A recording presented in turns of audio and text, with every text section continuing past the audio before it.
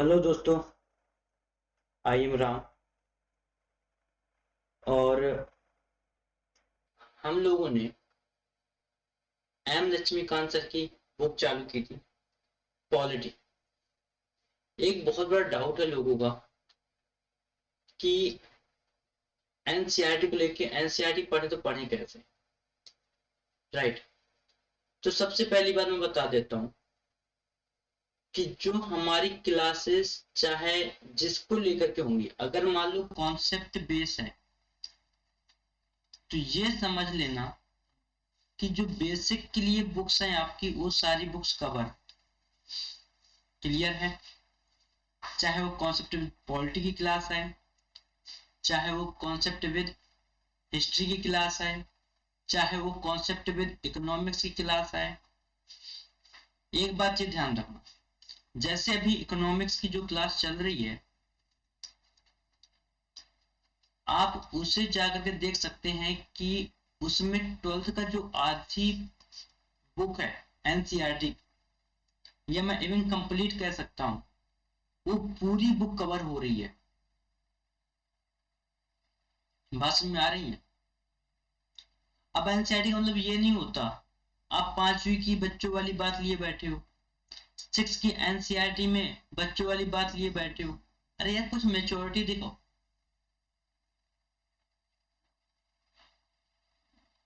पहले ही बोल चुका हूं, ये क्लर्क का एग्जाम नहीं है, मेच्योरिटी दिखाओ।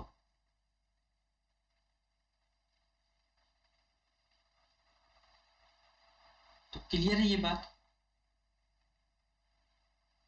क्या बात क्लियर है कि आपको करना क्या है? आपको ये करना है कि आप केवल उन चीजों को उठा करके लाएं बाहर जो रिलेवेंट है। फालतू चीजों में ध्यान मत दो।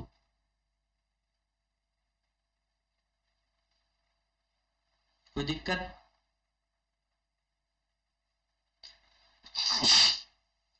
सॉरी,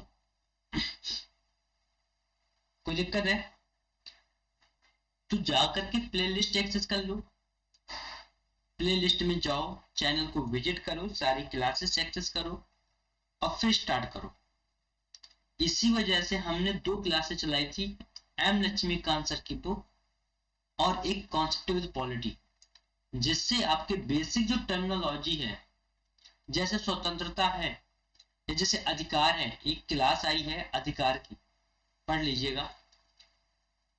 तो उस अधिकार टर्म को कितना डिफाइन पता होना चाहिए, कितनी जानकारी होनी चाहिए उसके बारे में, ये इंपॉर्टेंट है। आपके अधिकार ये नहीं है कि आपने जो है स्वतंत्र के राइट ले लिए, आपके पास समानता का अधिकार है, आपके पास वाक व व्यक्ति स्वतंत्र का अधिकार है, आपके पास निजता का अधिकार है। तो ये जो अधिकार है ना, उन्हें कितनी डेप्थ में जानना है आपको पता होना चाहिए।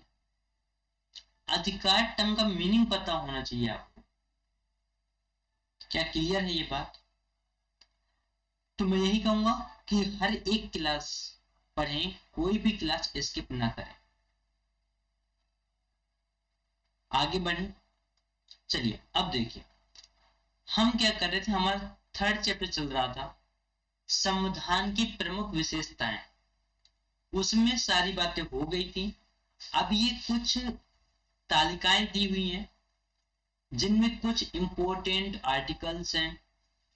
एक तालिका है इसी चैप्टर में जिसमें अनुसूचियां हैं, जो हमारी 12 अनुसूचियां हैं। बात समझ में आ रही है? नहीं आ रही है तो उन अनुसूचियों को पढ़ना है। तो एक नजर में देखेंगे कि क्या क्या बातें हैं इसमें। जो आर्टिकल फर्स्ट है वो क्या है? वो कहता है संघ का नाम और राज्य क्षेत्र।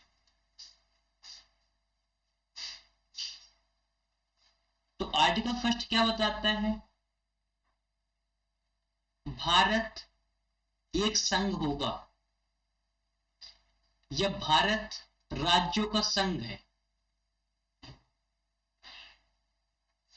पढ़ाई थी ये बात लास्ट क्लास में, रिकॉल करो। कि इंडिया क्या होगा, एक संघ होगा, एक ग्रुप होगा, और ऐसा ग्रुप होगा कि उसमें अगर कोई स्टेट शामिल होता है फिर उसे अपने आप से अलग होने का कोई राइट नहीं है, कोई भी राइट नहीं है। आर्टिकल 3, ये सारे इंपॉर्टेंट आर्टिकल हैं। क्या कहते हैं, नए राज्यों का निर्माण और वर्तमान राज्यों के क्षेत्रों, सीमाओं या नामों में परिवर्तन। समझ रहे हो बात को, कि अगर कोई न्यू स्टेट बनता है तो उसका नाम रखना, उसके वर्तमान राज्यों के क्षेत्र को तय करना, सीमाओं को तय करना या नामों में परिवर्तन करना। क्लियर है बात, तो कहां मेंशन है सारी बात है, आर्टिकल 3 में। इसी के बीच में एक आर्टिकल 2 है, जो भारत राज्यों का संघ होगा उसकी डिफिनेशन वगैरह वेल डिफाइंड है। क्लियर है। आर्टिकल 13 कहता है कि मूल अधिकारों को असंगत या उनका अल्पीकरण करने वाली विधियां। समझो बात को, मैंने पहले ही बोला है कि आपके पास जितनी वर्ड की अंडरस्टैंडिंग होगी आप चीजों को इजीली ब्रेक कर सकते हो, कंज्यूम कर सकते हो, कंज्यूमर बनो यार इन चीजों के। यानी मूल अधिकारों के असंगत, यानी कहने मतलब क्या है कि अगर कोई राइट ब्रेक हो रहा है किसी कानून के थ्रू, मान लो पार्लियामेंट कोई कानून लेकर के आए, या मान लो पार्लियामेंट संशोधन करने जा रही है, बात समझ आ रही है, क्या करने जा रही है, पार्लियामेंट संशोधन करने जा रही है। देखो आर्टिकल 368 है हमारे पास, कहाँ है, भाग 20 में। एक ही आर्टिकल है पार्ट 20 में, है हमारे पास आर्टिकल 368। आर्टिकल 368 क्या कहता है, ये कहता है कि अगर संसद चाहे, कौन चाहे, संसद, तो संविधान में संशोधन कर सकती है। कहां संशोधन, संविधान में। क्या ये बात क्लियर है, बातें लिंक होंगी तो समझ में आएगा। आर्टिकल 368, 368 क्या कहता है, कहता है कि संसद चाहे तो संविधान में संशोधन कर सकती है। ठीक है। अब अगर मान लीजिए पार्लियामेंट के अंदर कोई कानून आया, ले आए, मान लो एनआरसी ले आए, ये जैसे भी एक जो ना तो मुद्दा समझो, यूनिफॉर्म सिविल कोड। क्या, यूनिफॉर्म सिविल कोड, जिसका बहिष्कार ऑल इंडिया पर्सनल मुस्लिम लॉ बोर्ड ने किया है। किसने, ऑल इंडिया पर्सनल मुस्लिम लॉ बोर्ड।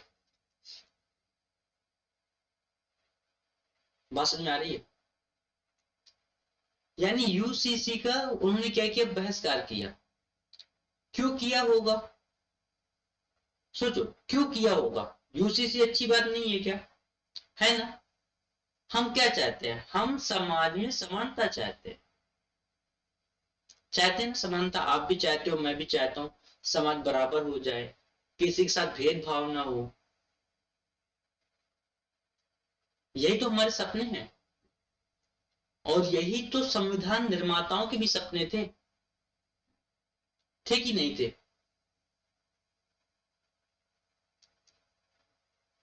तो उन्होंने क्या दलीलें दी होंगी, हमारे राइट ब्रेक हो रहे हैं, हमारी कल्चरल प्रैक्टिस ब्रेक हो रही है।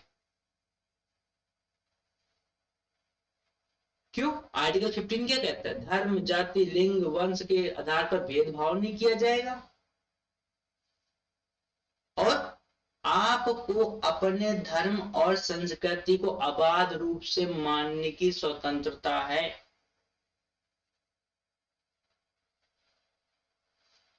बात समझ आ रही है, आपको अपने धर्म और संस्कृति को मानने की क्या है, अबाध रूप से स्वतंत्रता है। आप फ्री हो अपनी कल्चरल प्रैक्टिस के लिए, आप फ्री हो अपने रिलीजियस प्रैक्टिस के लिए, आप फ्री हो अपनी हर उस एक्टिविटी के लिए जो आपसे, आपके धर्म से रिलेट करती है, आपके धर्म की है।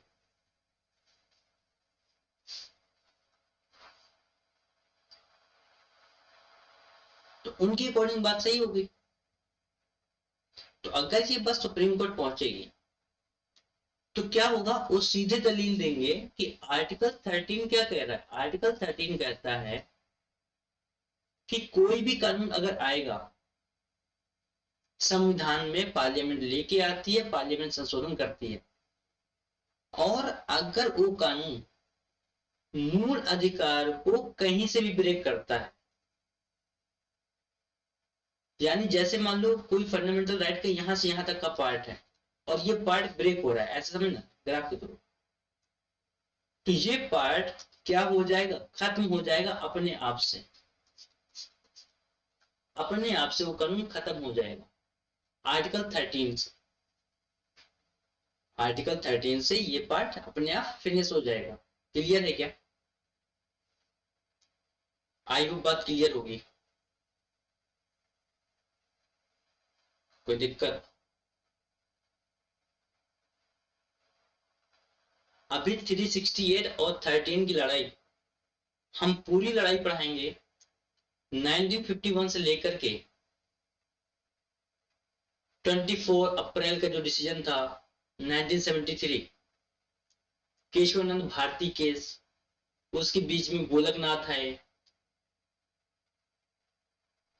ना, शंकरी प्रसाद का केस, सारे केस डिस्कस करेंगे एक एक करके कि 13 और 368 की लड़ाई कहां से चली आई और कहां तक पहुंची। बात समझ में आ रही है? कहां से चली आई और कहां तक पहुंची है, और हर केस में क्या क्या डिसीजन निकल के आए। तो जो कॉन्सेप्ट वाली क्लास आएगी ये सारी बातें वहीं क्लियर होंगी। कोई दिक्कत? आगे बढ़ते हैं। आर्टिकल 14 क्या कहता है, विधि के समझ समता समानता, समता नहीं सॉरी समानता, किसके समझ, विधि, आपके साथ धोखाधड़ी नहीं होगी, जो राइट आपके लिए है वही राइट मेरे लिए है, वही कोई पर्सन अलग होगा उसके लिए भी होंगे। अगर आप कोई क्राइम करके आते हो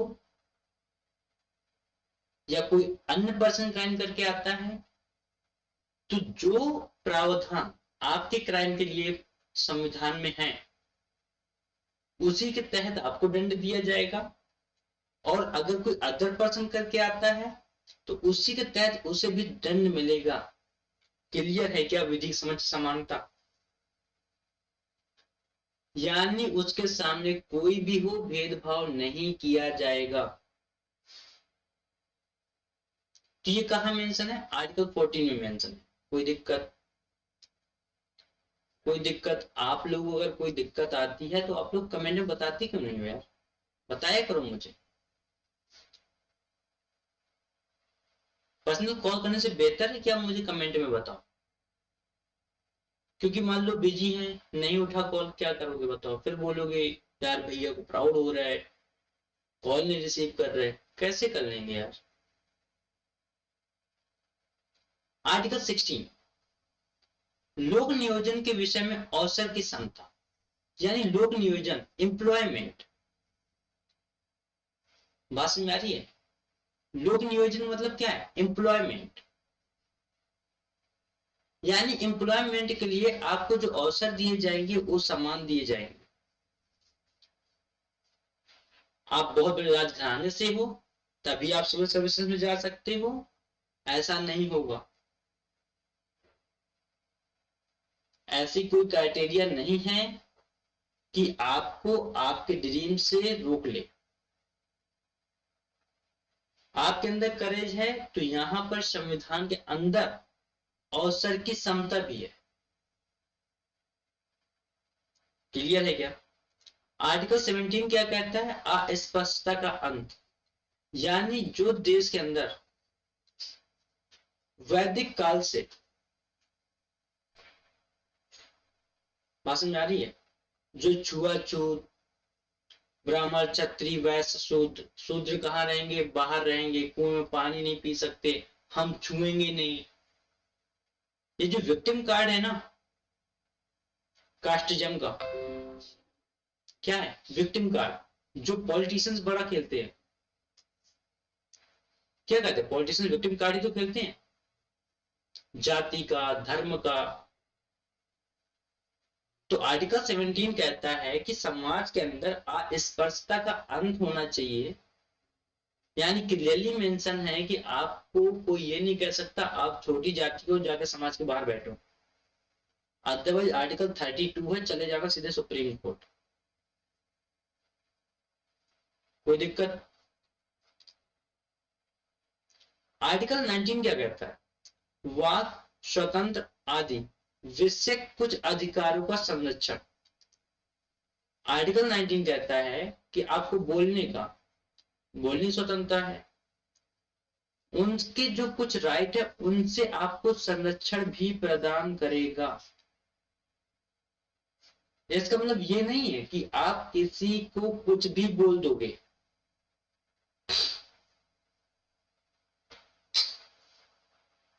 बात समझ आ रही है? एक लिमिट में होना चाहिए। लिमिट क्रॉस, राज्य अपनी लिमिट क्रॉस कर देगा। अधिकार वाले क्लास में यही तो समझाया था कि गरिमा बैलेंस करके रखनी है। बार बार बोल रहा हूं, हर एक क्लास इंटरलिंक है, भूल कर भी मत छोड़ना। जो भी आ रहे हो पहली क्लास से पढ़ के आओ। अगर सच में प्रिपरेशन करनी है, आप चाहते हो एग्जैक्ट प्रिपरेशन हो, तो पहली क्लास से ज्वाइन करो, बाकी मुझ पे छोड़ दो। कंटेंट कैसे अवेलेबल कराना है, क्या क्या कवर करना है, सारी चीजें हम देख लेंगे। आर्टिकल 21 क्या कहता है? प्राण और दैहिक स्वतंत्रता का संरक्षण। यानी अगर आप पर कोई अटैक करे, क्या करे? अटैक, तो आपके पास आपका निजता का राइट है, आप उस पर अटैक कर सकते हो, और वो फिर आपके क्राइम के अंदर नहीं आएगा। क्लियर है? आपके क्राइम के अंदर नहीं आएगा। अगर आप सेल्फ डिफेंस में मारते हो किसी को, तो क्राइम के अंदर नहीं गिना जाता। कोई दिक्कत? आगे बढ़े क्या? चलिए, 21 का प्राथमिक शिक्षा अधिकार क्या है भैया? ये प्राथमिक शिक्षा अधिकार। अब देख, इसका भी इतिहास काफी रोचक रहा है, क्योंकि ये पहले आर्टिकल 45 में था, जबकि आर्टिकल 45 कहाँ आता है? डीपीएसपी में आता है। कहाँ आता है? डीपीएसपी में। बात समझ आ रही है? लेकिन इसे फंडामेंटल राइट बनाया गया। डीपीएसपी से क्या बनाया गया? फंडामेंटल राइट बनाया गया। और इसमें कहा गया कि ये राज्य और पेरेंट्स की जिम्मेदारी होगी। पेरेंट्स का तो कर्तव्य है ही, ड्यूटी तो है ना पेरेंट्स की, कि बच्चों को पढ़ाए लिखाए, उसे आगे लेकर के जाए। और हर पेरेंट चाहता है कि उसका बच्चा आगे बढ़े।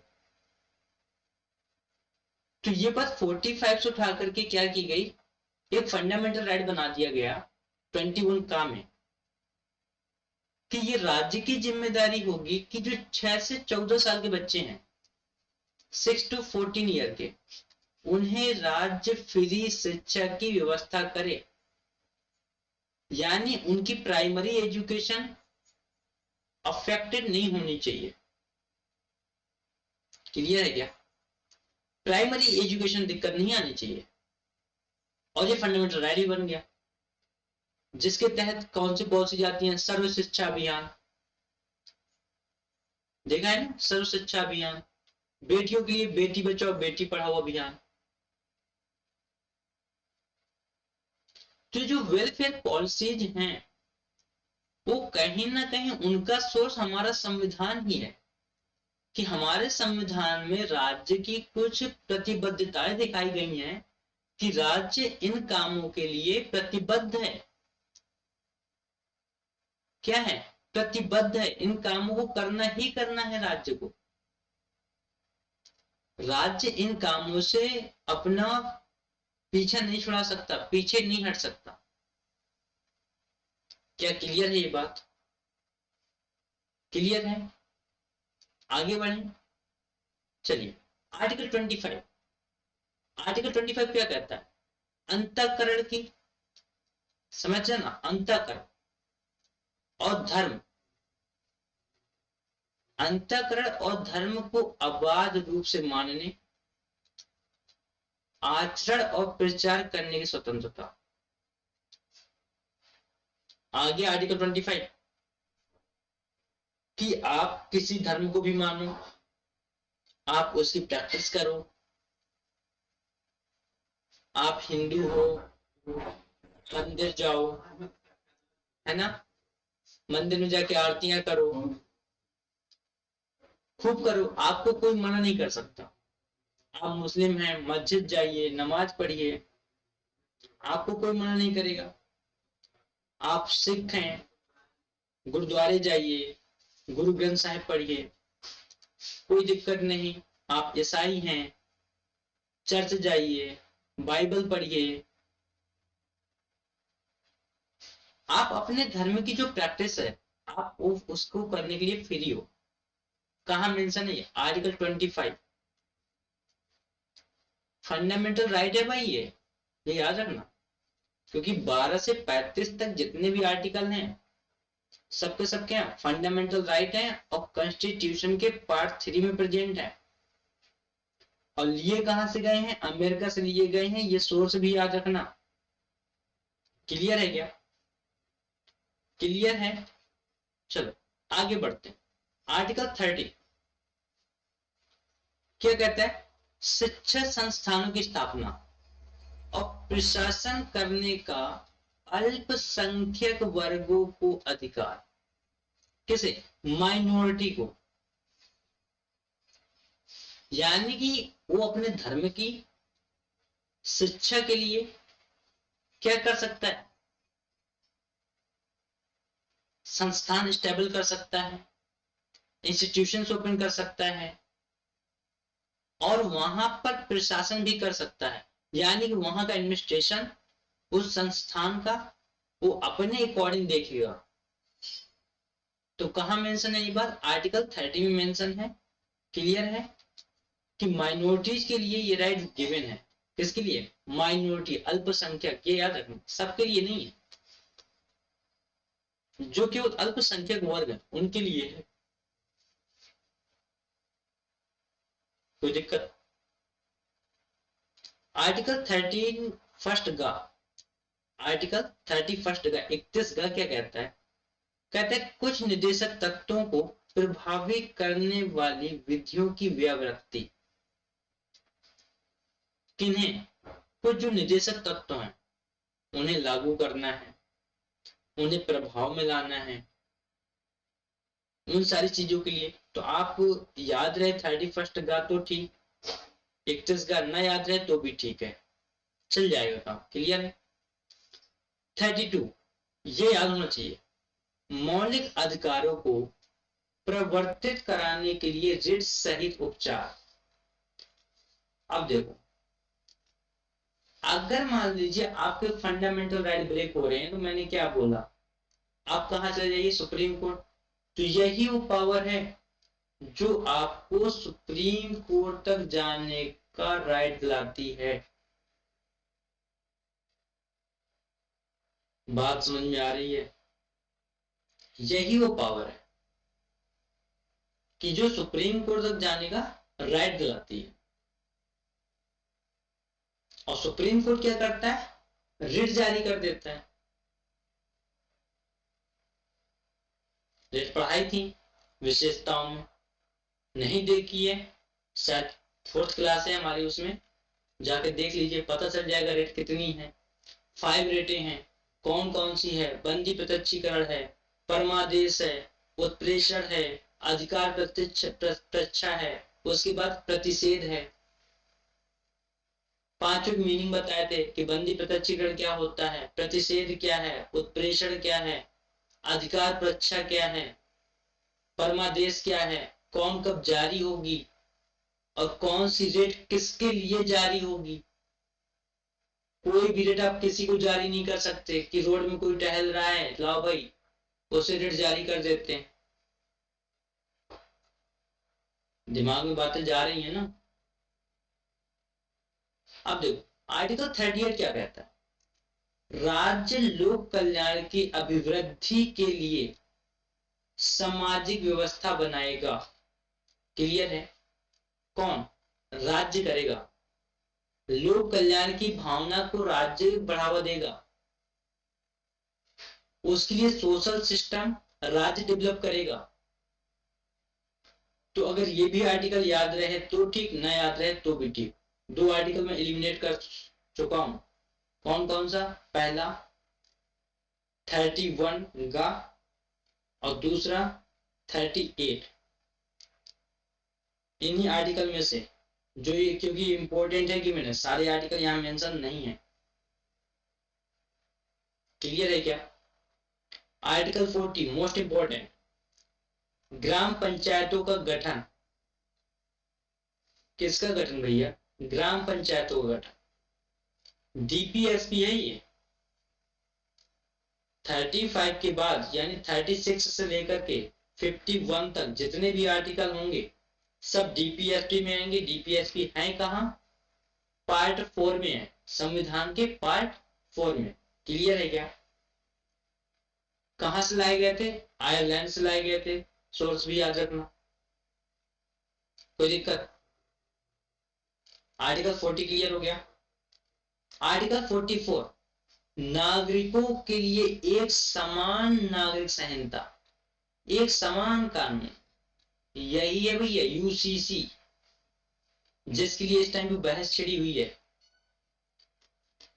UCC, uniform civil code, article 44। Clear है, यूनिफॉर्म सिविल कोड, कोई दिक्कत। तो यानी हर एक नागरिक के लिए एक कानून होगा, एक संहिता होगी। बात समझ में आ रही है। एक आईपीसी लागू होगी सभी के लिए। तो यानी हर एक चीज इक्वल। तो अगर समान नागरिक संहिता में अगर एक क्लास लेंगे तो वो हम लेंगे किसमें, कॉन्सेप्ट वाली क्लास। ठीक है, क्योंकि समान नागरिक संहिता को समझने के लिए कम से कम 1.5 घंटे चाहिए, कम से कम 1.5 घंटे मिनिमम हालत में। तो पूरी क्लास केवल आर्टिकल 44 पर 1.5 घंटे की क्लास आएगी। 1.5 आवर मिनिमम बता रहे हैं। अगर एक क्लास में समान नागरिक संहिता करानी है तो मिनिमम 1.5 घंटे की क्लास होगी। आगे बढ़े, चलिए आगे बढ़ते हैं।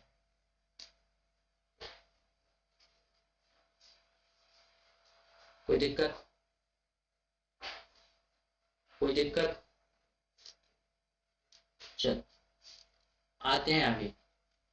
आर्टिकल 45, 6 वर्ष से कम आयु वाले बालकों के लिए निःशुल्क और अनिवार्य शिक्षा का उपबंध।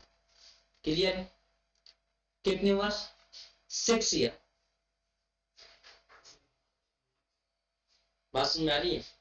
6 ईयर से जो कम है उनको क्या प्राइमरी एजुकेशन का फ्री राइट होना चाहिए। और इसकी व्यवस्था कौन करेगा, राज्य करेगा। कौन करेगा, राज्य करेगा। आगे बढ़ते हैं। आर्टिकल 46, अनुसूचित जातियों, अनुसूचित जनजातियों और अन्य कमजोर वर्गों के शिक्षा और अर्थ संबंधी हितों की अभिवृद्धि।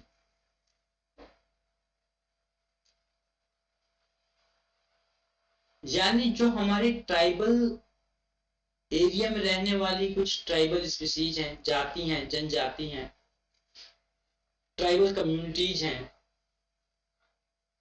और जो हमारे अन्य कमजोर वर्ग हैं, जैसे मान लो SC ST, तो उनके शिक्षा और उनके अर्थ संबंधी जो भी हित हैं, शिक्षा अर्थ का मतलब होता है धन संबंधी, ये ध्यान देना। यहाँ पे अर्थ इसका मतलब ये नहीं होता कि किसी का मीनिंग निकाल रहे हो। बात समझ आ रही है? तो जो भी उनके धन संबंधी, जो भी उनकी शिक्षा संबंधी हित हैं, उनकी अभिवृद्धि पर ध्यान देगा कौन? राज्य ध्यान देगा। बात समझ आ रही है? किसकी किसकी? अनुसूचित जातियों, अनुसूचित जनजातियों और जो हमारे अन्य कमजोर वर्ग हैं। क्लियर है? तो ये आपको आर्टिकल पता होना चाहिए। आर्टिकल 46। आर्टिकल 50 क्या कहता है? कार्यपालिका से न्यायपालिका का पृथक्करण। यानी कि कहने का मीनिंग ये हुआ कि जो एग्जीक्यूटिव है यानी कार्यपालिका है, वो कभी भी न्यायपालिका के रेंज में नहीं जाएगी।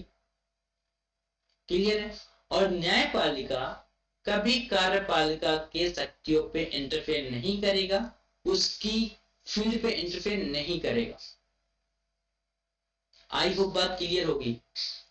तो आर्टिकल 50 कहता है कि कार्यपालिका और न्यायपालिका दोनों स्वतंत्र हैं, दोनों स्वायत्त संस्था हैं और दोनों स्वतंत्र हैं। क्लियर है? आगे बढ़े क्या? आर्टिकल 51 कहता है अंतरराष्ट्रीय शांति और सुरक्षा की वृद्धि। यानी अगर जरूरत पड़ी तो राज्य यानी हमारा देश अंतरराष्ट्रीय शांति की पहल करेगा और सुरक्षा की अभिवृद्धि करेगा और उसे बढ़ावा देने की कोशिश करेगा। क्लियर है? आर्टिकल 51। आर्टिकल 51 का मौलिक कर्तव्य, मौलिक कर्तव्य कुछ हमारी फंडामेंटल ड्यूटीज हैं। इसकी रिकमेंडेशन किसने दी थी? स्वर्ण सिंह समिति ने रिकमेंडेशन दी थी और उस रिकमेंडेशन के रिजल्ट के रूप में आर्टिकल 51 का जोड़ा गया था। क्लियर है? मौलिक कर्तव्यों के रूप में हमारे पास आज 11 मौलिक कर्तव्य हैं, उन्हें हमें निभाना है, देश के अंदर बना के चलना है। जिस तरह से डीपीएसपी फंडामेंटल राइट्स राज्य पर क्या करते हैं? राज्य की अहमियत बताते हैं, राज्य का रेंज बताते हैं कि राज्य क्या करे क्या ना करे। उसी तरह से मौलिक कर्तव्य हमारी गरिमा को बताते हैं, हमें क्या करना है क्या नहीं करना है। तो जिस तरह से हम उम्मीद करते हैं कि राज्य अपनी गरिमा बना के रखे, तो उसी तरह से हमें भी अपनी गरिमा बना के रखनी है। कोई दिक्कत? अगर क्लास स्पीड में हो रही है तो ध्यान दें, मुझे आप कमेंट कर देना तो हम क्लास को और थोड़ी धीमी स्पीड कर देंगे। कोई दिक्कत? आर्टिकल 72 क्षमा आदि की और कुछ मामलों में दंडादेश के निलंबन, परिहार या लघुकरण की राष्ट्रपति की शक्तियां। आर्टिकल 72 क्या करता है? प्रेसिडेंट को कुछ पावर देता है। क्लियर? किसे? प्रेसिडेंट को। जब प्रेसिडेंट को पावर मिलती है तो क्या कर सकता है? जैसे मान लो किसी को फांसी हो गई है ना, मान लो सुप्रीम कोर्ट, हाई कोर्ट या किसी कोर्ट ने क्या कर दी, उन्हें कोई सजा सुना दी। अब वो क्या करेगा? मान लो एक वो लेटर लेके जाता है, प्रेसिडेंट को लिखता है, तो अगर प्रेसिडेंट चाहे नहीं तो उसकी सजा माफ हो सकती है, क्षमा कर सकते हैं। तो जो क्षमा करने का एक राइट है वो किसके पास है? प्रेसिडेंट के पास। वो किसी भी दंड को निलंबन कर सकते हैं, निलंबित कर सकते हैं, किसी की भी प्रकृति में चेंजेस ला सकते हैं। जैसे मान लो जो परिहार है, परिहार का मीनिंग क्या होता है पता है आप लोगों को? मैं बताता हूं। इसमें क्या होता है कि जैसे कोई दंड मिल गया, ठीक है, तो उसकी प्रकृति में चेंजेस कर देंगे, प्रकृति चेंज कर देंगे, लेकिन अवधि चेंज नहीं होती। क्या होगी? प्रकृति चेंज होगी, अवधि चेंज नहीं होगी। क्लियर है? बात समझ में आ रही है? और लघुकरण में क्या होता है? प्रकृति चेंज नहीं होती दंड की, लेकिन जो समय की अवधि है वो कम हो जाती है। समय की अवधि कम हो जाएगी। बात समझ में आ रही है? लेकिन जो दंड है उसकी प्रकृति कम नहीं होती। नहीं आया? क्लियर है क्या? तो याद रखना आर्टिकल 72 क्या कहता है। क्षमा की शक्तियां प्रदान करता है, दंडादेश में निलंबन की शक्तियां प्रदान करता है राष्ट्रपति को, परिहार की शक्तियां प्रदान करता है, लघुकरण की शक्तियां प्रदान है किसे? राष्ट्रपति को, प्रेसिडेंट को। आर्टिकल 74 क्या कह रहा है?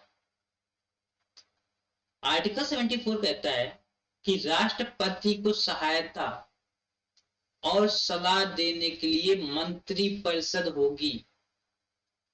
बेटा ये मंत्री परिषद का कॉन्सेप्ट ना आज से नहीं है। जब इतिहास उठाओगे, पलटोगे उसे, और जब गवर्नर और गवर्नर जनरल और उसके बाद वायसराय, बात समझ में आ रही है?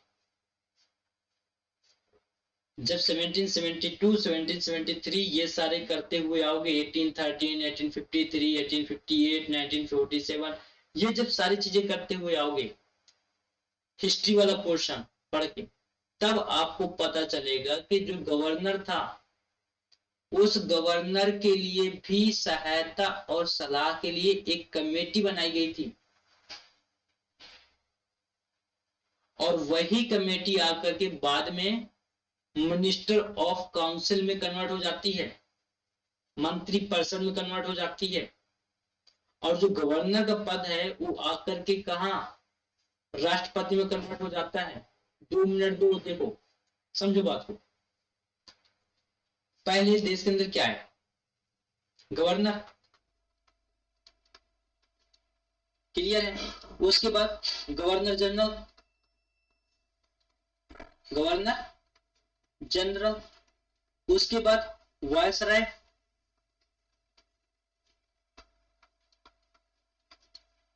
और वही वायसराय का पद क्या हो गया देश के अंदर? आफ्टर इंडिपेंडेंट राष्ट्रपति। बन गया राष्ट्रपति या नहीं बन गया? तो आज भी हम कहीं ना कहीं ब्रिटिश प्रणाली को ही फॉलो कर रहे हैं कि जो गवर्नर था उसके पास ये सारी शक्तियां होती थी, फिर ये सारी शक्तियां गवर्नर जनरल को ट्रांसफर हो गई, फिर वायसराय को ट्रांसफर हो गई, और आज प्रेसिडेंट के पास है। तो पहले गवर्नर के लिए एक काउंसिल होती थी जो गवर्नर को असिस्ट कर रही थी, सलाह देती थी, सहायता पहुंचाती थी। फिर उसके बाद गवर्नर जनरल के पास एक काउंसिल आ गई, उसके बाद वायसराय के पास काउंसिल आई, अब किसके पास है? राष्ट्रपति के लिए। क्या क्लियर है? ये है इंटरलिंक है। आपको रूट पकड़ना है, रूट, कि आपको कोई हिला ना सके। पेपर में क्वेश्चन है, हिलाना नहीं चाहिए क्वेश्चन, क्वेश्चन को तुम हिला दो, ये याद रखो। ऐसा पागलपन लाओ अंदर अगर तैयारी करनी है तो। कहीं से भी कोई भी वो लिंक करके दे, कोई भी मेथड से दे, हम तैयार हैं। ये होना चाहिए, हम तैयार हैं, बस आ जा बेटा, बहुत देर हो चुकी है, काफी वेट किया है तेरे लिए। ऐसी झकझोरने वाली मेहनत करो कि बेटे बहुत इंतजार हो गया, बस तू आ जा कैसे भी करके, जैसा मन है वैसे आ जा। तो ये जो जैसा मन है वैसे आने वाला जो कॉन्फिडेंस है ना, ये तभी आएगा जब आपको चीजें इंटरलिंक करनी आएंगी, जब आप चीजों को रूट से पकड़ पाओगे, इतिहास से उखाड़ के लाओ चीजों को और जोड़ो आज के टाइम में। देखो आज का सिनेरियो क्या कहता है, फिर अंदर से आएगा वो, आ जा बेटा बस बैठा हूं, तू भी मैं भी। क्लियर है क्या? और हमेशा सस्टेन करने की क्षमता रखो, ये नहीं अरे यार इतना पढ़ा क्या हुआ, होगा, भरोसा रखो होगा, एक दिन जरूर होगा, एक दिन में ना सही, चीजें याद नहीं होती, एक दिन में नहीं होंगी, लेकिन एक दिन तो जरूर होंगी, कब तक नहीं होंगी यार। क्लियर है क्या? आगे बढ़े, चलो आर्टिकल 78।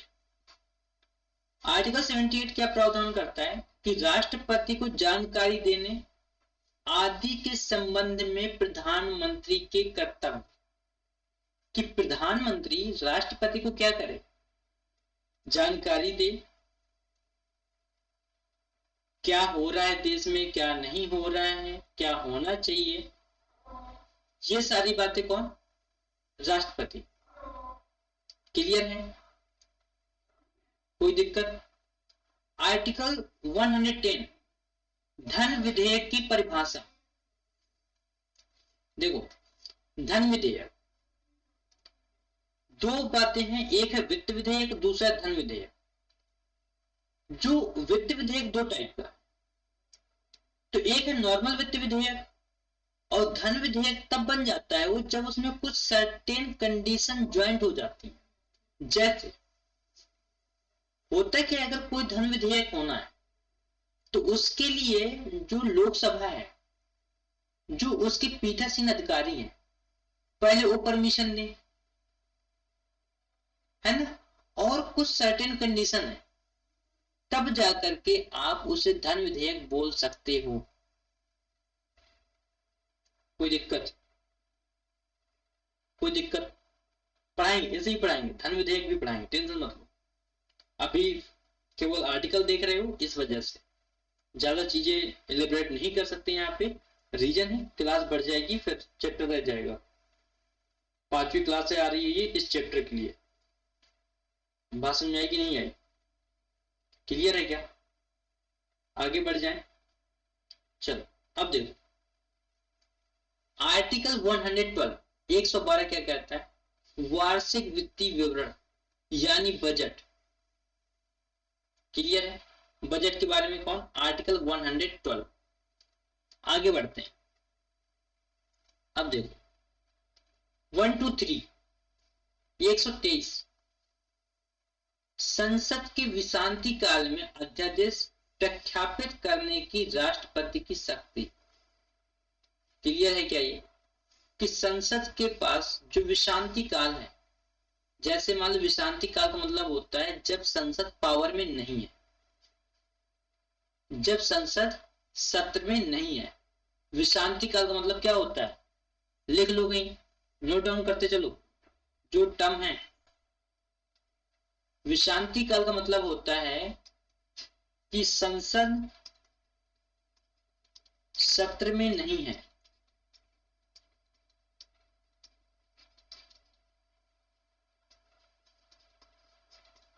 क्लियर है? विश्रांति काल जब संसद सत्र में नहीं होगी, तब प्रेसिडेंट को ये पावर है कि वो ऑर्डिनेंस पास कर सकते हैं। क्या? ऑर्डिनेंस पास कर सकते हैं। क्लियर है क्या?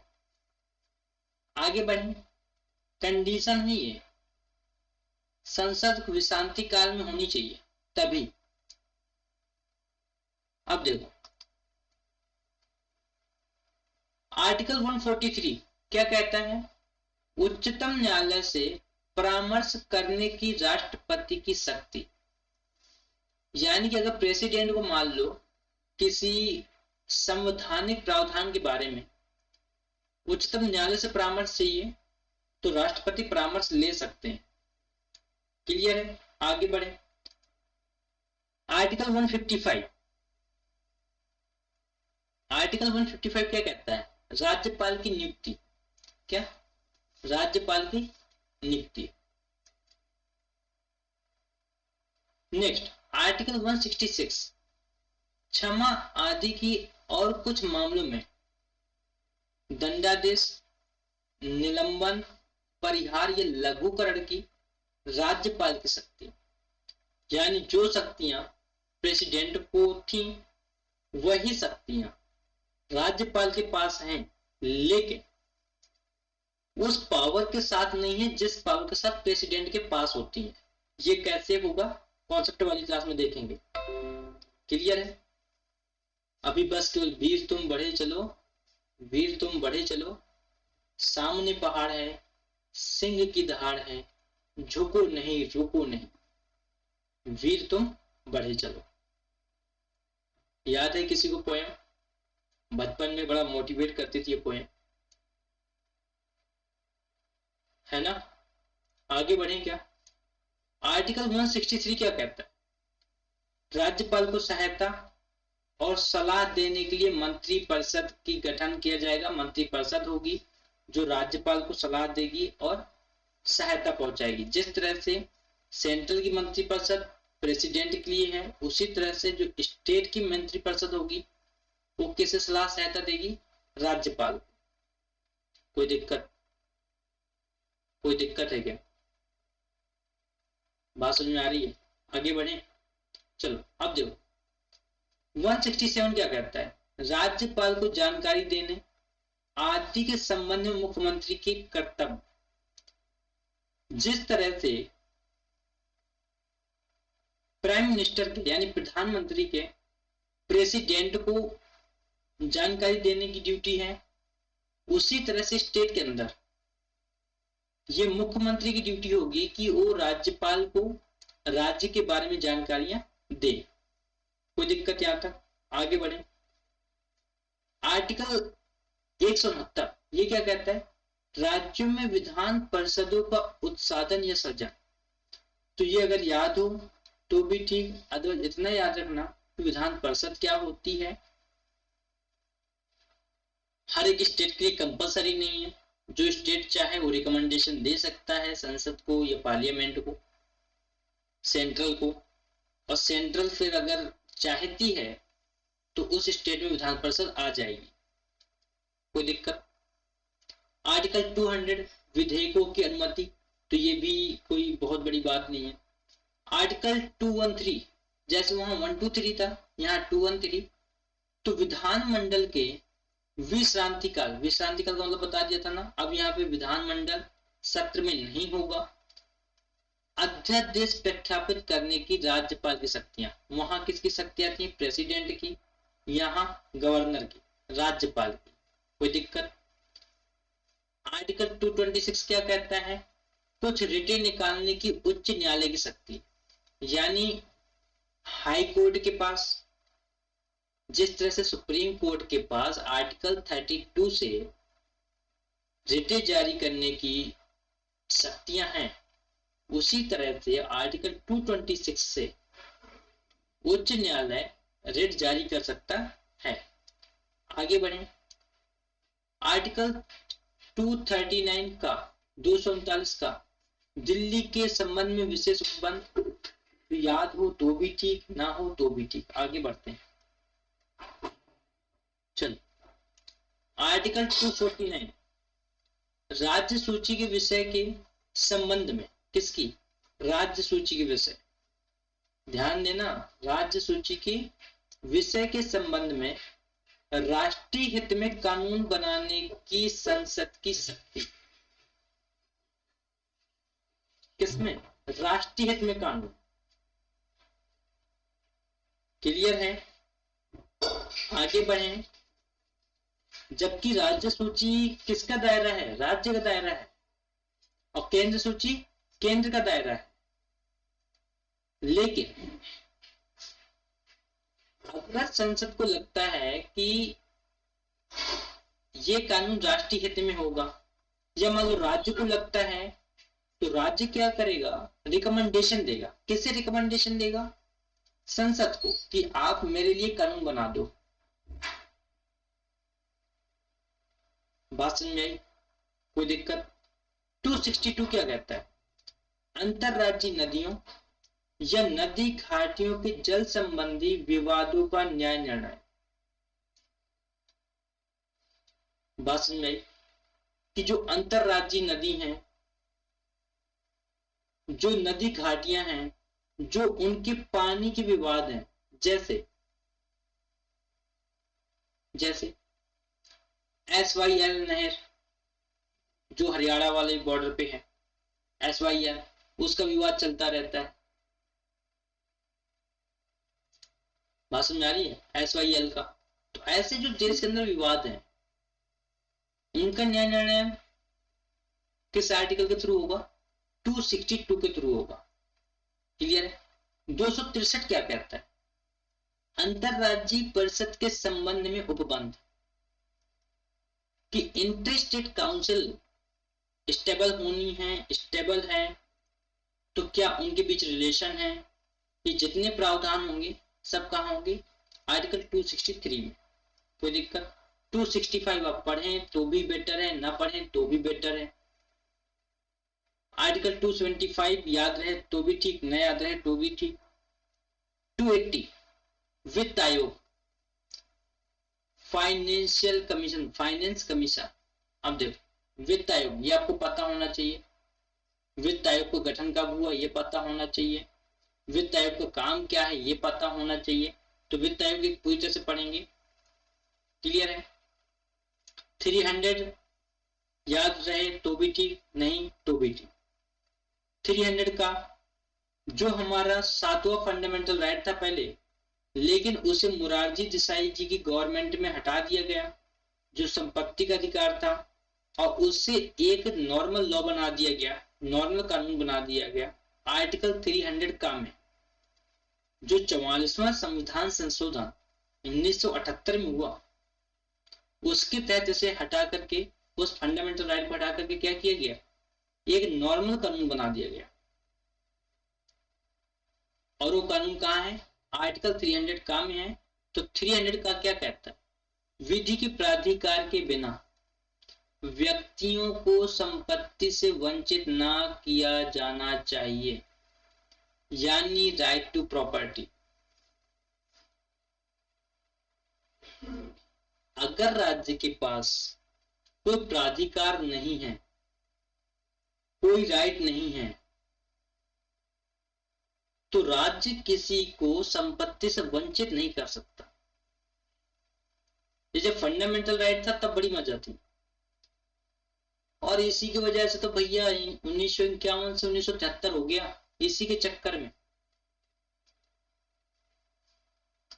1951 से 1973 तक जो वॉर छिड़ी रही ना 13 और 368 के बीच में, उसका बैकग्राउंड यही भाई साहब है। ये क्लियर है क्या? हाँ, ये याद रखना, पढ़ाएंगे पूरा बैकग्राउंड। मैंने शायद एक क्लास ली थी बेसिक स्ट्रक्चर ऑफ कॉन्स्टिट्यूशन, उसमें ज्यादा तो डिफाइन नहीं किया, लेकिन इतना डिफाइन किया था कि एक्चुअल में आपको पता क्या होना चाहिए कि बैकग्राउंड क्या है। क्लियर है? आगे बढ़े। आर्टिकल 312 अखिल भारतीय सेवाएं, ऑल इंडियन सर्विस। कोई दिक्कत? 315 संघ और राज्यों के लिए लोक सेवा आयोग, संघ और राज्यों के लिए लोक सेवा आयोग। कोई दिक्कत? आगे बढ़े। तो 315 से 323 तक यही सारी बातें हैं, और ये सारी बातें कहाँ है? भाग 14 में। कहा? भाग 14, पार्ट 14 में है, ये याद रखना। आगे बढ़ते हैं। आपको जो अभी एक याद होना चाहिए वो है आर्टिकल 330, लोकसभा में अनुसूचित जातियों और अनुसूचित जनजातियों के लिए स्थानों का आरक्षण। ठीक है? जो SC ST हैं उनके लिए लोकसभा में क्या होगा? कुछ प्लेसेस रिजर्व होंगे, उसके लिए प्रावधान है कहाँ? आर्टिकल 330 में, ये आपको याद होना चाहिए। आपको फिर जो नेक्स्ट है वो 352 352 आपातकाल की घोषणा, यानी राष्ट्रीय आपातकाल। फोर्थ वाली क्लास पढ़ें, पता चल जाएगा क्या है राष्ट्रीय आपातकाल और कब लागू होगा। क्लियर है। उसके बाद आपको 356 याद होना चाहिए, राज्यों में संवैधानिक तंत्र के विफल हो जाने की दशा में उपबंध। क्लियर है। तो उसके बाद 360 वित्तीय अपराध के बारे में उपबंध, ये आपको याद होना चाहिए। क्लियर है क्या। फिर आपको जो एक इंपॉर्टेंट है वो है आर्टिकल 368, संविधान का संशोधन करने की संसद की शक्ति और उसके लिए प्रक्रिया। क्लियर है क्या। ये संविधान का संशोधन करने की संसद की शक्ति, कि अगर संसद चाहे तो संविधान में संशोधन कर सकती है। आर्टिकल 370 हटी गया, गोली मार दो। चलो, तो आई हो कि एक नजर में सारे आर्टिकल आपको क्लियर हो गए होंगे। एक और आप याद कर लेना 323 का प्रशासनिक अधिकरण, यानी जो एडमिनिस्ट्रेशन ट्रिब्यूनल्स हैं उनके बारे में। क्लियर है। तो जो इंपॉर्टेंट थे वो हमने करा दिए, आप देख सकते हैं एक नजर में ये सारे आर्टिकल हो गए। इसी तरह से आपके पास बुक होगी एम लक्ष्मीकांत सर की, उस बुक में मार्क कर लें ये जो जितने भी इंपॉर्टेंट कराए हैं। क्लियर है। आपको मिनिमम इतने आर्टिकल पता ही पता होने चाहिए, आप इनसे पीछे नहीं हट सकते। आई होप क्लियर होगा। आगे बढ़े, चलिए आगे बढ़ते हैं। अब बात आती है अनुसूचियों की, कि संविधान में अनुसूचियां कितनी हैं। तो हमारे पास 12 अनुसूचियां हैं। कितनी हैं। 12 अनुसूचियां हैं। जब संविधान की प्रोसेस चल रही थी निर्माण की, तब हमारे पास 8 अनुसूचियां थी। 9वीं अनुसूची जो जोड़ी गई थी वो 1951 में जोड़ी गई थी। ठीक है। तो वहां से कहानी चालू होती है, और 9वीं के बाद फिर 10वीं आई, 11वीं आई, 12वीं आई। ठीक। तो आज 12 अनुसूचियां हैं हमारे पास टोटल। कोई डाउट, कोई दिक्कत। एक एक करके देख लें क्या। देखें एक एक करके। चलो, अब देखो पहली अनुसूची क्या कहती है। पहली अनुसूची कहती है कि राज्यों के नाम एवं उनके न्यायिक क्षेत्र, राज्यों के नाम और उनके न्यायिक क्षेत्र, संघ राज्य क्षेत्रों के नाम और उनकी सीमाएं। क्लियर है। तो जो राज्यों के बारे में जानकारी है वो कहाँ है, प्रथम अनुसूची में है। तो आर्टिकल 1 to 4 है इससे। ठीक है, 1 से 4 तक के आर्टिकल है जो प्रथम अनुसूची को दर्शाते हैं। आगे बढ़े, दूसरी अनुसूची, जो भत्ते होंगे, जो उपलब्धियां होंगी, जो विशेषाधिकार होंगे, देश की जो हायर अथॉरिटीज हैं उनके लिए प्रावधान है इसमें। तो देख सकते हो कौन कौन मेंशन है। भारत के राष्ट्रपति मेंशन है, राज्यों के राज्यपाल, लोकसभा अध्यक्ष, उपाध्यक्ष, राज्यसभा के सभापति, उपसभापति, राज्य विधानसभाओं के अध्यक्ष, उपाध्यक्ष, राज्य विधान परिषदों के सभापति और उपसभापति, सर्वोच्च न्यायालय के न्यायाधीश, उच्च न्यायालयों के न्यायाधीश और भारत के नियंत्रक एवं महालेखा परीक्षक। कोई डाउट। तो दूसरी अनुसूची विशेषाधिकार के बारे में है, एक एक लाइन में याद कर लें। पहली अनुसूची राज्य के बारे में है, दूसरी अनुसूची विशेषाधिकारों के बारे में है, भत्तों के बारे में है, उपलब्धियों के बारे में है। तीसरी अनुसूची, तो आर्टिकल अभी कराए हैं तो उन्हीं आर्टिकल में होंगे सारे के सारे। अब देखो तीसरी अनुसूची किसके बारे में है, जो शपथ लेंगे, कौन किसे शपथ दिलाएगा, कौन कैसी शपथ लेगा, तो उसके बारे में शपथ और प्रतिज्ञान के प्रारूप दिए गए हैं इसमें तीसरी अनुसूची में। क्लियर है। फोर्थ अनुसूची,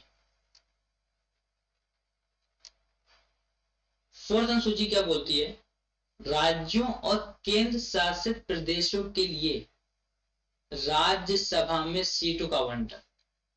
यानी कि अगर कभी सवाल आता है प्रीलिम्स में 1 नंबर 2 नंबर में कि राज्यसभा में सीटों का आवंटन केंद्र और केंद्र शासित प्रदेशों के बीच या राज्यों और केंद्र शासित प्रदेशों के बीच किस अनुसूची के तहत किया जाता है या किस अनुसूची के तहत होता है। तो याद रखना है, हमारे पास शेड्यूल 4 है, चौथी अनुसूची, जिसके तहत ये सारे काम होते हैं। पांचवी अनुसूची क्या कहती है, अनुसूचित और जनजातीय क्षेत्रों के लिए प्रशासन तथा नियंत्रण के बारे में उपबंध। क्लियर है, जो अनुसूचित जातियां हैं, जो जनजातियां हैं, उनके प्रशासन के लिए नियंत्रण, पांचवी अनुसूची। छठवीं अनुसूची क्या कहती है, सिक्स अनुसूची कहती है असम, मेघालय, त्रिपुरा और मिजोरम। कौन कौन सी, असम, मेघालय, त्रिपुरा और मिजोरम। ये आपको याद होने चाहिए, ये राज्यों के नाम मेंशन है। छठी अनुसूची में 4 राज्य हैं जो मेंशन है। कौन कौन सा, असम, मेघालय, त्रिपुरा और मिजोरम। कोई दिक्कत। राज्यों के जनजातीय क्षेत्रों के प्रशासन के बारे में उपबंध है यहाँ पे। सातवीं अनुसूची क्या करता है, सातवीं अनुसूची जो हमारे पास सूचियां हैं, संघ सूची, राज्य सूची, समवर्ती सूची, उनमें जो राज्य और केंद्र के मध्य शक्तियों का विभाजन है वो कहाँ है, सातवीं अनुसूची में। क्लियर है, क्लियर है क्या। तो जो सूचियों के बीच, केंद्र और राज्यों के बीच शक्तियों का विभाजन देखने को मिलेगा, कहाँ मिलेगा, सातवीं अनुसूची में। आठवीं अनुसूची में क्या है, हमारे देश में जो भाषाएं हैं, आज संवैधानिक रूप से कितनी भाषाएं, 22 भाषाएं हैं। बात समझ आ रही है। तो 22 भाषाएं कहाँ हैं, जो लैंग्वेजेस हैं वो आठवीं अनुसूची में है। कोई दिक्कत, कोई दिक्कत। पहले 14 थी जो है मूल रूप से, आज 22 है। क्लियर है, सिंधी जोड़ी गई, फिर कोकड़ी, मणिपुरी, नेपाली जोड़ी गई 71st कॉन्स्टिट्यूशनल अमेंडमेंट से 1992 में। बात समझ में आ रही है, कोई दिक्कत। आगे बढ़े क्या,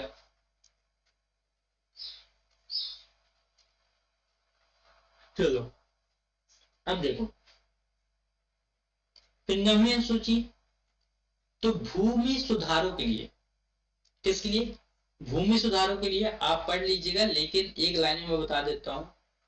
9वीं अनुसूची में क्या है, जितने भी भूमि सुधारों के लिए कानून आए वो सारे सारे कहां लगे डाले गए, 9वीं अनुसूची में डाले गए। कोई दिक्कत, 9th नंबर शेड्यूल में डाले गए।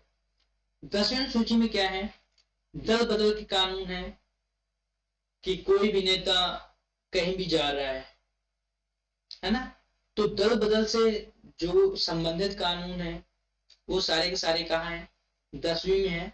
और 10वीं को 52nd संविधान संशोधन अधिनियम 1985 द्वारा जोड़ा गया था। 52वें संविधान संशोधन अधिनियम, कौन सा, 52वां। बात समझ में आ रही है। 52nd कब हुआ, 1985 में। कोई दिक्कत, कोई दिक्कत। आगे बढ़े। 11वीं अनुसूची, जो 11वीं अनुसूची है वो कब जोड़ी गई, 73वें संविधान संशोधन अधिनियम 1992 द्वारा जोड़ा गया। और इसमें क्या बोला गया, पंचायत की शक्तियां, प्राधिकार व जिम्मेदारियां। पंचायत के क्या प्राधिकार होंगे, क्या शक्तियां होंगी, वो सारी बातें कहाँ आएंगी, 11वीं अनुसूची में आएंगी। 73वां संविधान संशोधन अधिनियम 1992। क्लियर है। उसी टाइम 74वां होता है और 12वीं अनुसूची जोड़ी जाती है नगर पालिकाओं के लिए।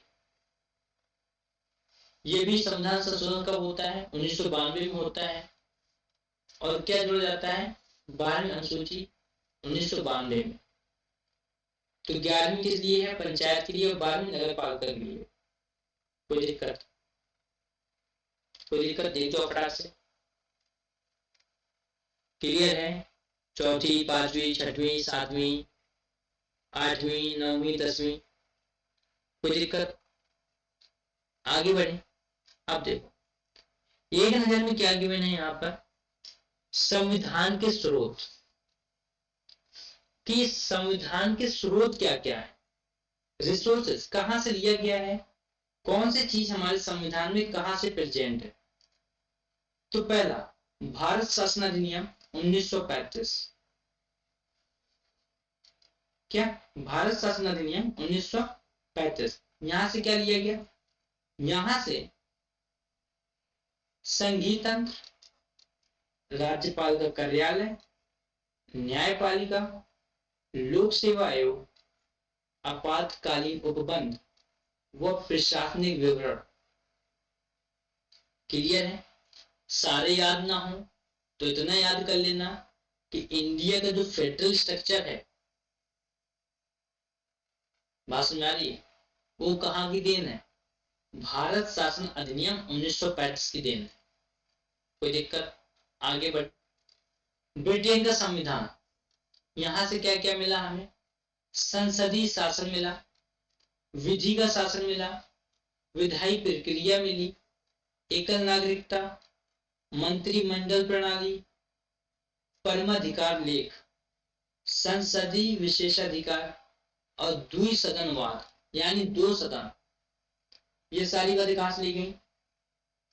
ब्रिटेन के संविधान से ली गई। याद हो जाएगा, नहीं होगा तो भी करना पड़ेगा, करना है, बस ये ठान लो, करना है। संयुक्त राज्य अमेरिका के संविधान से क्या लिया गया? यूएसए से।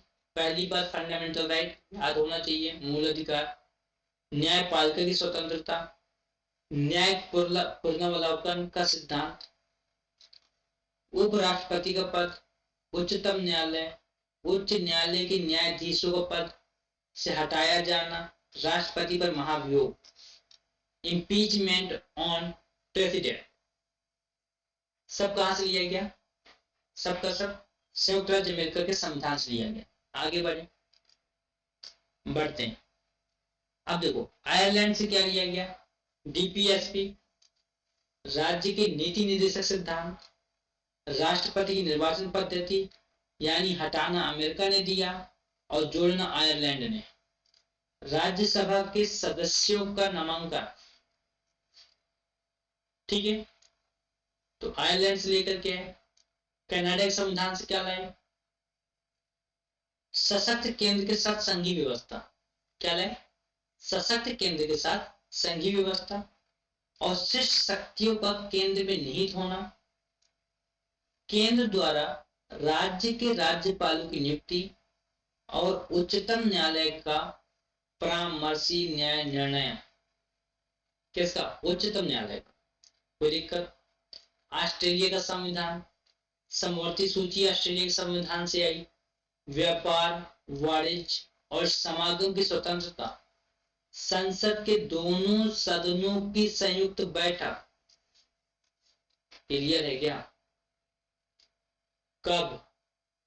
जब कभी किसी लॉ पर, किसी कानून पर सहमति न बन रही हो तो प्रेसिडेंट संसद की संयुक्त बैठक बुला सकते हैं। कौन? प्रेसिडेंट। क्लियर है? कोई दिक्कत? आगे बढ़े। जर्मनी का संविधान, तो आपातकाल के समय मूल अधिकारों का स्थगन। बात समझ में आई? आई होप बात क्लियर होगी। तो जर्मनी के संविधान से लिया क्या? सोवियत संघ यानी यूएसएसआर, मूल कर्तव्य और प्रस्तावना में न्याय, जो सामाजिक, आर्थिक और राजनीतिक का आदर्श है, वो कहां से लिया गया? यूएसएसआर से। ठीक है, मूल कर्तव्य और प्रस्तावना में न्याय है जो कि हमें सामाजिक न्याय चाहिए, आर्थिक न्याय चाहिए, राजनीतिक न्याय चाहिए, वो सब कहां से लिए गए? सोवियत संघ से। आगे बढ़ते हैं। फ्रांस से क्या उठाया हम लोगों ने? गणतंत्रात्मक और प्रस्तावना में स्वतंत्रता। क्या क्या? गणतंत्रात्मक और प्रस्तावना में स्वतंत्रता, समता और बंधुता के आदर्श, क्या क्लियर है? दक्षिणी अफ्रीका से क्या लिया?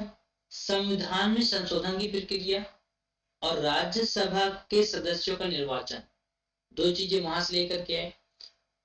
जापान से विधि द्वारा स्थापित प्रक्रिया, कोई दिक्कत? आगे बढ़े क्या? चलो अब देखो, आई होप क्लियर हो गया होगा। तो अब यहाँ पे एक बात आती है, सहकारी समितियां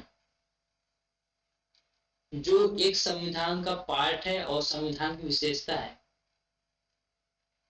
तो हम तो पहले एक सहकारी समितियों को अलग ही क्लास लेंगे, पढ़ेंगे उसे अलग से, लेकिन यहाँ पे तो इतना जान लो कि जो 97 97वां संविधान संशोधन 2011 हुआ, उसमें सहकारी समितियों को संवैधानिक दर्जा और संरक्षण प्रदान किया गया। क्लियर है? जो 97वां संविधान संशोधन होता है 2011 में, उसमें क्या क्या किया गया? जो कोऑपरेटिव सोसाइटी थी उन्हें संवैधानिक दर्जा मिला और संरक्षण मिला। क्लियर है? और इनके लिए संविधान में प्रावधान कहाँ है? तो इसने सहकारी समिति गठित करने के अधिकार को मौलिक अधिकार बना दिया, आर्टिकल 19। इसने एक नया राज्य का नीति निर्देशक तत्व जोड़ा, सहकारी समिति को प्रोत्साहन देने के लिए अनुच्छेद 43B, और इसके लिए एक नया भाग 9B जोड़ा गया, जिसमें आर्टिकल कहां से कहां है? 243 से लेकर 243 तक। कोई दिक्कत? 243 से लेकर 243 तक है, कोई दिक्कत है? 9B पार्ट जोड़ा गया। डीपीएसपी में भी इनकी बातें हैं, चर्चाएं हैं। 19 में भी है, आर्टिकल 19 में फंडामेंटल राइट में भी चर्चाएं हैं, कोई दिक्कत आई होप नहीं होनी चाहिए।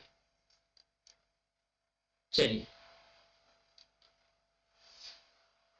तो देश भर में क्या था इनका सहकारी समितियों के लिए? तो पहला था लोकतांत्रिक, व्यावसायिक, स्वायत्त ढंग से तथा आर्थिक मजबूती के साथ कार्य करेंगे, पहला पर्पज ये था। दूसरा पर्पज क्या था? यह संसद को अंतरराज्य सहकारी समितियों तथा राज्य विधायिकाओं को अन्य सहकारी समितियों के लिए उपयुक्त कानून बनाने की शक्ति प्रदान करता है। बात समझ आई? जो अंतरराज्यीय सहकारी समितियां हैं उन्हें क्या करता है? संसद को पावर देता है कि वो उनके लिए कानून बनाए। कोई दिक्कत? आगे बढ़े। अब देखो, कुछ लोग संविधान की आलोचना करते हैं, तो ये तो मेंस का पार्ट है कि अगर मान लो आपसे आलोचनात्मक विवरण पूछता है कि संविधान निर्माण का आलोचनात्मक विश्लेषण कीजिए, या संविधान की प्रमुख विशेषताओं की आलोचनात्मक विश्लेषण कीजिए, ऐसा क्वेश्चन नहीं आएगा। घुमाएगा क्वेश्चन को लेके, हम सवाल को सीधी भाषा में बता रहे हैं। तो आपको क्या करना है? ये बात रीड करनी है, बिना रीड किए काम नहीं चलेगा। तो उधार का संविधान बोलते हैं कुछ लोग कि उधार का संविधान था, कुछ बोलते हैं कि 1935 के अधिनियम की कार्बन कॉपी है ये संविधान। क्लियर है? कार्बन कॉपी बताया जाता है। कुछ क्या बोलते हैं? अंधो कुछ बोलते हैं कि ये संविधान अभारतीय है, यानी भारत की चर्चा नहीं करता, भारतीयता का विरोधी है। तो ये भी कुछ लोग बोलते हैं। आगे कुछ लोग बोलते हैं कि गांधीवाद से दूर संविधान है, ये गांधीवाद पे डिपेंड नहीं है।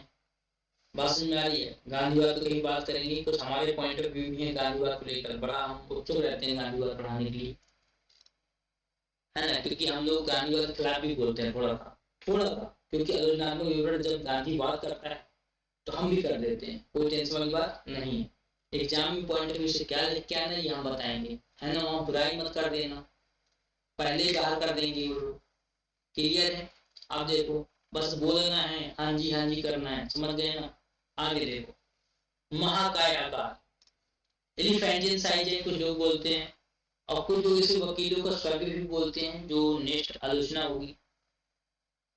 क्या बोला जाता है, वकीलों का स्वर, कि सब कुछ वकीलों के लिए है, पब्लिक के लिए इसमें कुछ नहीं है। आगे बढ़े तो आज ये चैप्टर कंप्लीटली फिनिश होता है। आई होप बात क्लियर होगी। क्या होता है, कंप्लीटली फिनिश है ये चैप्टर आज। क्लियर है या नहीं? अब देखो क्लियर है तो आपको क्या करना है, आपको नोट्स प्रिपेयर करने हैं, शेयर करना है सभी को, क्लासेस रोको मत। देखो अगर आप लोग मुझे लाइव ऑनलाइन बनाते हो ना तो मैं आप लोगों को आपके टारगेट से मिला दूंगा। Thank you so much, share करना ना भूलें, कंटिन्यू बने रहें क्लास के साथ।